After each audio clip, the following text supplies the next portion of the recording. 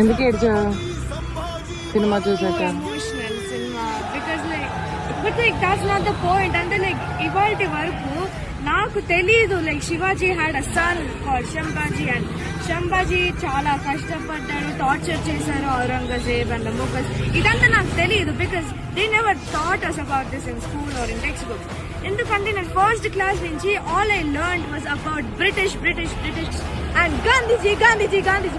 ఎప్పుడు ఏంటి because I'm ఇప్పుడు ఇదంతా అబౌట్ ఆర్ హిందూ రూలర్స్. నేను ఇలాంటి సినిమాలు చూసి నేర్చుకోవాలా? నేను నేర్చుకున్నాను. I also respect the Indian revolution లో, but that's not the point. నాకు నేను ఫస్ట్ క్లాస్ నేను నేర్చుకుంటుంది అదే అంటిల్ 7th క్లాస్.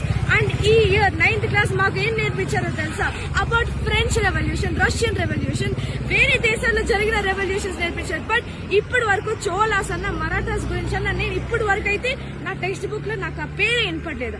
అక్కడక్కడ అలాగే బ్రిటిషర్స్ వచ్చినప్పుడు చోళ కింగ్డమ్ టేక్ ఓవర్ చేశారు, మరాఠా కింగ్డమ్ టేక్ ఓవర్ చేశారు అని మాత్రమే నాకు నేర్చుకోవాలని ఉంది. This is our Indian history, it is our culture. They were Hindus. They never taught us about the own Hindus that ruled our world and our land. Why haven't I not learned about Cholas and Marathas?